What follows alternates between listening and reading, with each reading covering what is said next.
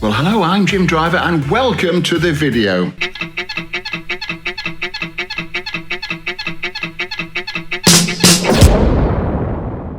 If you think you've seen and heard the best live performances of all time, maybe you're in for a not-so-rude awakening, because I don't really do rude awakenings, as you probably know. He's got that rude awakening down pretty pat now. Today I'm counting down 7 live performances that might have flown under your radar, but which punch well above their weights. Weights, I don't know. You are punching above your weight, champ.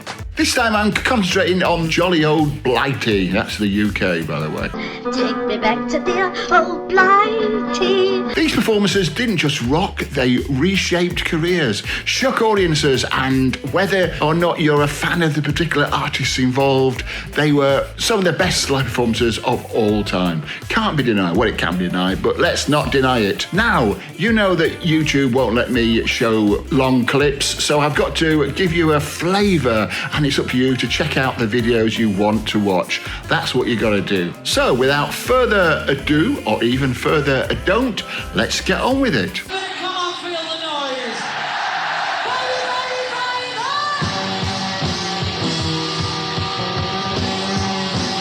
The first one to kick us off with a colossal bang is Slade at Reading Festival in 1980. By then, they'd had their hits, including 'Cause I Love You, Come On, Feel the Noise, and of course, Merry Christmas, Everybody, all spelt wrong, by the way. And they thought they were washed up. They hadn't had a big hit since 1976, and Dave Hill was even reduced to using his Rolls Royce to drive couples to weddings. At the last minute, they were booked to play the Reading Festival in 1980 when Ozzy Osbourne pulled out. It seems that he didn't really think his new band, Blizzard of Oz, was quite ready to debut in front of such a large crowd, and so he suggested Slade.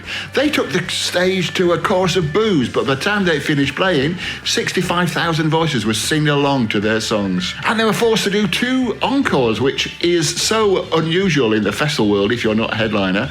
Well, it's just unheard of. They would not stop the crowd. They still going berserk. Come back off again, and the pronounced it, you've got to go back on again. So we went back on, and I said, what do you want to hear? And they all started, it's August Bank Holiday. They all started saying, Merry Christmas, everybody. There was no proper light show. They were using borrowed equipment and didn't even get a sound check. But they totally rocked it.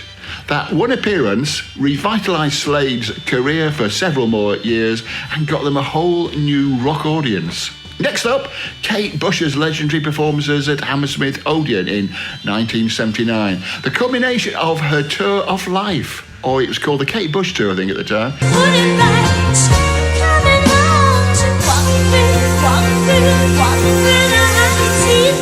Kate Bush wasn't your average teenage girl wannabe singer. She spent her record company advance when she was signed by EMI Records on dance lessons with Bowie's muse, Lindsay Kemp, and mime lessons from Adam Darius. The tour of life was barely a year after her massive hit, Wuthering Heights, as you recall, and Kate wanted the tour to be different. She wanted to combine music, dance, poetry, mime, burlesque, magic and theatre, to quote her at the time, and make the show less of a concert and more of an experience. There were 17 costume changes involving 13 people on stage. A video was released in 1981, and an album, Live at Hammersmith Odeon, came out in 1994. Whatever you think of Kate Bush's style of music, she was a perfectionist who involved herself in every aspect of her art, from songwriting to performing, choreography and production. She even set up her own management company to manage herself because she wasn't confident in other people in the music business. And at this point, she wasn't even 21 years old. Next up is Be-Bop Deluxe on the Old Grey Whistle Chest in 1976.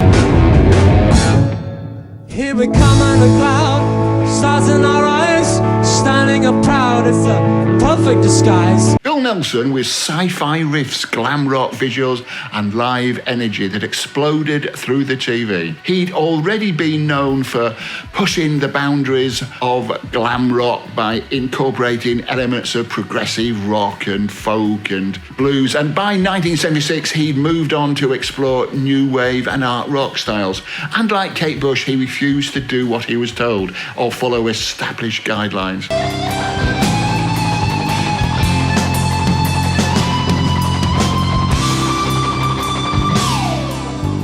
That's probably why he and Be-Bop Deluxe never became household names. But you can't have everything, can you? Success or integrity?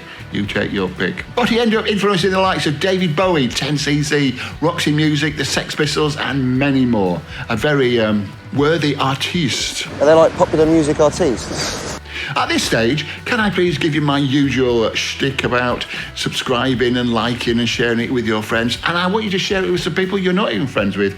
Is that radical or what? You know it makes sense, and it really helps me, and I'm sure it'll help you, and everybody will be so happy. The world will be a better place. Thank you in advance. So we're midway through, and we get to talk about the mighty Queen at Live Aid 1985.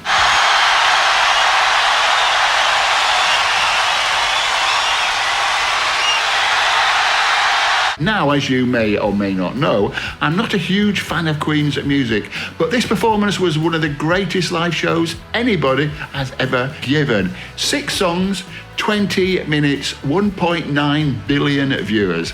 Freddie Mercury owned every second of that performance.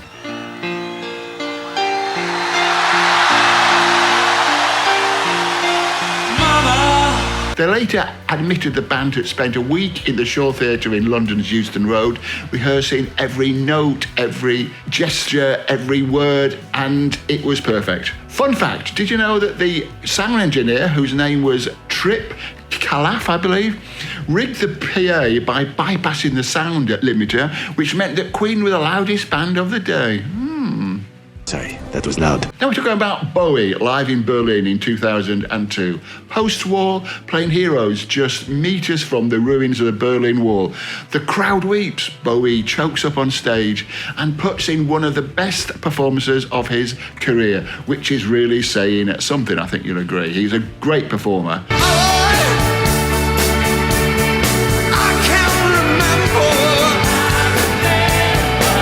Bowie had a strong connection with Berlin. He had moved there in 1976 with Iggy Pop to escape the spotlight on their drug habit and to work creatively on new material. The song Heroes, as well as the album, was deeply influenced by Bowie's experiences and observations at the time. Especially a kiss he saw very close to the Berlin Wall between Italian film director Luciano Visconti and singer Antonia Mars. The 3 albums he produced in Berlin became known as the Berlin Trilogy, and they are Low, Heroes and Lodger. Lodger I'm not so keen on, but the other 2, brilliant. David Bowie explores a new quality of life as the Lodger on RCA Records. Now let's talk about Siouxsie and the Banshees at the Royal Albert Hall on 30th of September and the 1st of October 1983. And Robert Smith was playing lead guitar.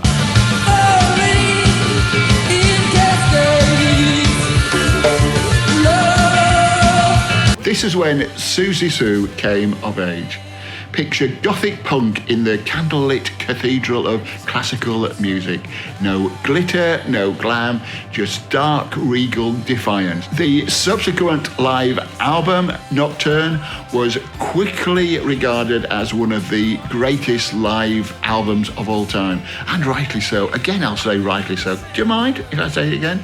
I'd be honest, I'd seen Siouxsie and the Banshees back in the early days of punk, and I wasn't really that impressed. It was interesting, but it wasn't really going anywhere, I thought.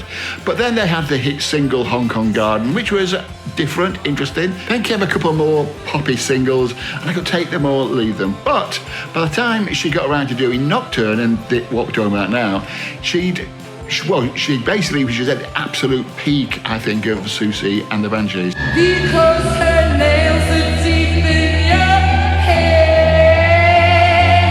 Last last, but far from least, as you will testify, we've got George Harrison stepping back into the spotlight at the Prince's Trust Rock Gala in 1987.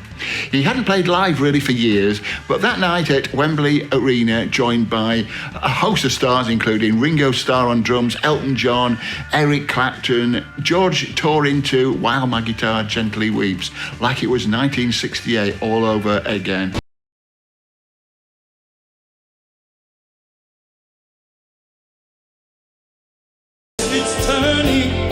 Although the youngest Beatle, George Harrison took the band in several interesting new directions during their lifetime in the 1960s, including appreciating American soul music, and then it was the folk rock sounds of the Byrds and Bob Dylan, and finally Indian music, the sitar and all that stuff, and transcendental meditation. Try saying that after half a bottle of scotch. The song While My Guitar Gently Weeps was written in a semi-random way after Harrison had started reading the I Ching, and it picked two words from a book at random. It was also a comment on the lack of harmony within the Beatles when they returned from India. On that night in Wembley, the crowd didn't just go wild, they stood still, as if they knew they were witnessing something rare. Harrison, humble as ever, let the guitar do the talking, and Clapton, who secretly had played the original lead guitar on the album track, was back beside him, adding fire to the flames. It was quiet magic, powerful without being loud. A Beatle reborn, if only for one perfect night. Not to mention at Ringo Starr, by the way. The moment was recreated after his death from cancer in 2001, when Harrison was inducted posthumously into the Rock and Roll Hall of Fame as a solo artist. He was already in as the Beatles in 2004. While My Guitar Gently Weeps was played in tribute by a large band that included Tom Petty, Jeff Lynne, Dhani Harrison, his son, and featured a guitar solo from Prince that practically blew the roof off.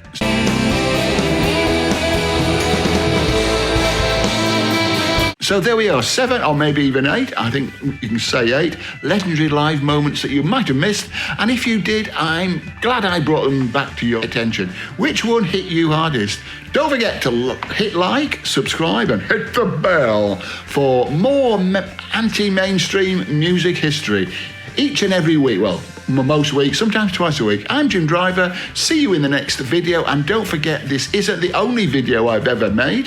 Please feel free to watch the rest, including this one, which has been specially recommended by a special panel of experts.